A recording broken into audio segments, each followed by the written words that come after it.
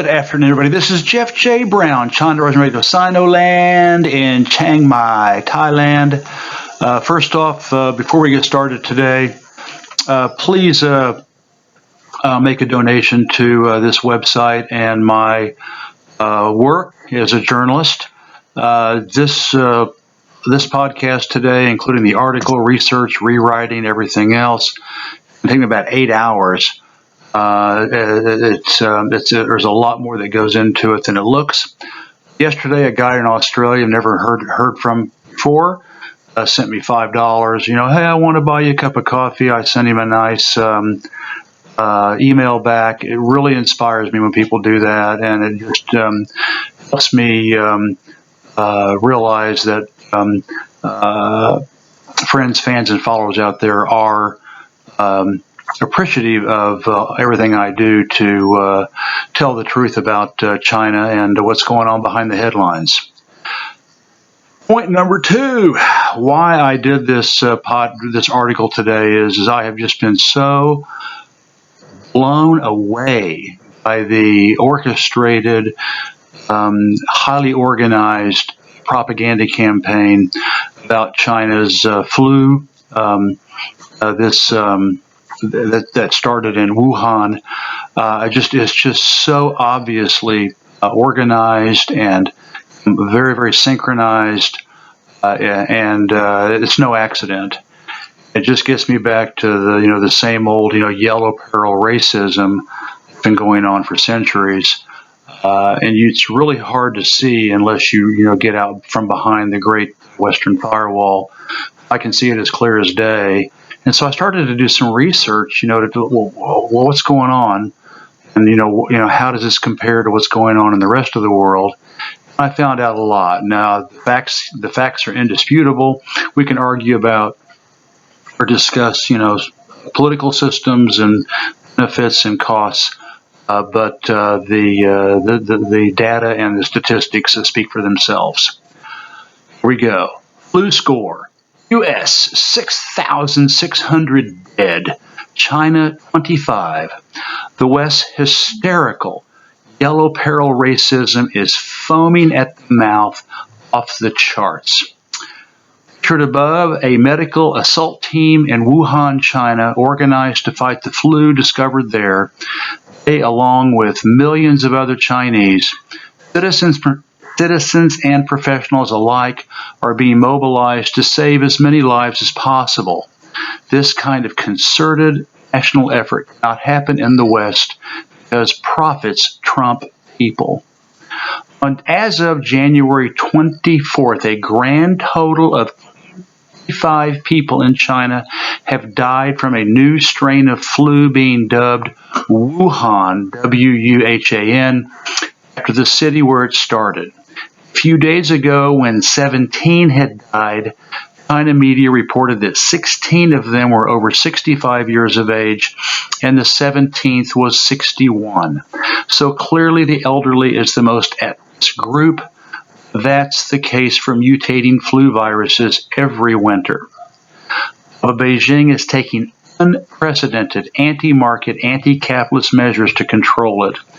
Right at the peak of the busiest travel event in the history of the human race, Chinese New Year, Wuhan, a city of 11 million people, has been quarantined, and they just sealed 3 more nearby towns, bringing the total to 20 million residents. The magnitude of these public health measures is unprecedented in the history of the human race. The whole country is mobilizing to save as many lives as possible. Baba Beijing has warned all government officials and citizens to not suppress any evidence of the flu's existence. Its real-time web page in English is available in Mandarin for all Chinese citizens so they can act accordingly. It's not just in Wuhan. Beijing and other cities have canceled their New Year fairs and other public activities. China's integrated national rapid response is going to cost the economy billions of yuan/dollars. Try shutting down Paris, London, and New York, all smaller than this mid-sized Chinese metropole. It will never happen because too many moneymakers would not be able to make a profit. Western countries just let their people die. It's called free markets and the cold-blooded cost of doing business. Private companies are also showing solidarity and living up to Mao Zedong's celebrated maxim, serve the people. Alibaba's online retail platform, Taobao, announced they would not allow vendors to gouge customers buying face masks, even offering subsidies so everybody could be protected. Get a load of that. In the West, the prices would go up many-fold to exploit the people, making them unaffordable for the poor and those most in need, like elderly on limited incomes. Aforementioned.